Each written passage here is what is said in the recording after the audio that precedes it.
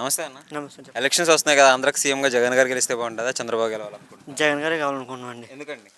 జగన్ గారు అంటే చెప్పేదే చేస్తారండి, చేసేదే చెప్తారండి.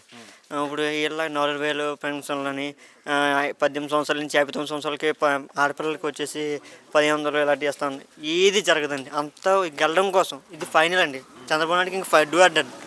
ఏదన్నా నోటికి ఏది చెప్తే అది చెప్పేస్తారు. జగన్ గారు ఏంటంటే ఇంకో 20 సంవత్సరాల దాకా మాకు సీఎం కావాలని కోరుకున్నాం. సో అందువల్ల జగన్ గారు కూడా అది మైండ్లో పెట్టుకొని ఏదైతే జరుగుతుందో మనకి ఏదైతే సాధ్యమో అదే చెప్పారు, అదే చేస్తారు. ఖచ్చితంగా జగన్ గారు సీఎం అవుతారు. మాకు ఎటువంటి అనుమానం లేదు దాంట్లో. కన్ఫామ్గా జగన్ గారు సీఎం అవుతారు. ఓకే. అంటే ఇప్పుడు పథకాలు అందుతున్నాయి కదా, అందరికీ అందుతున్నాయి అవి? ప్రతి ఒక్కరు ప్రతి గడపడికి వెళ్ళండి. ఎమ్మెల్యే గారు ప్రతి ఒక్కరు కూడా ప్రతి గడపకి వెళ్ళారు. ప్రతి గడపకి కూడా ప్రతి పథకం అందుతుంది. ఆ పార్టీ ఈ పార్టీ లేదు, ఆ కులం ఈ కులం లేదు, ఆ మతం ఈ మతం లేదు, ప్రతి ఒక్కరికి అందుతున్నాయి. ఓకే. అంటే ఇంకొక రావాల్సిన పథకాలని టీడీపీ వాళ్ళు అడ్డుకుంటున్నారు కదా, ఎలక్షన్ కమిషన్కి చేశారు. సో మిగతా పథకాలు రాకూడదని చెప్పేసి దాని గురించి ఏం చెప్తారు? ప్రజెంట్ ఏంటంటే పెన్షన్లు ఆపారు, చేయూత ఆపారు, ఈ కొన్ని పథకాలు ఆపారు. ఆపినంత మాత్రం ప్రజెంట్ అందాక పాస్ అయినాయి అంతే.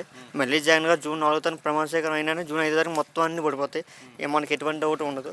ఇలా ఆపుతారంటే వీళ్ళు ఎవరూ చేత కాదు. సో ఇలాంటివి వచ్చిన పథకాలను ఆపడం తప్ప వేరే చేత కాదు వీళ్ళకి. సో ఇది అలా చేస్తూ ఉంటారు. ఏం భయం లేదండి. మళ్ళీ జగన్ గారు వస్తారు.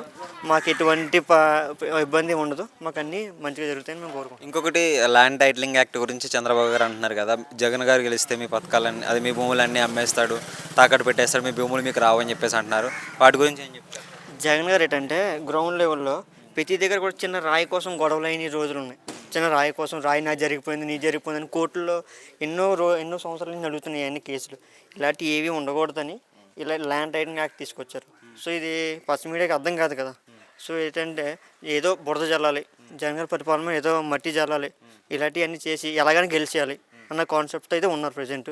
సో అందువల్ల ఈ ల్యాండ్ టైటిలింగ్ యాక్ట్ అనేది మనకు మంచి జరుగుతుంది. ఇంకా అది మొత్తం ఫుల్ ప్లేస్ కావడం వల్ల మన హక్కు, మన భూమి ఎంతవరకు ఉందో మనకి మొత్తం మ్యాప్ వేసి ఇస్తున్నారు. అది కరెక్ట్గా ఉంటే దాంట్లో ఉంది, కరెక్ట్గా ఉంది, అదే ప్రాబ్లం లేదండి. మాకు తెలుసు దాని గురించి.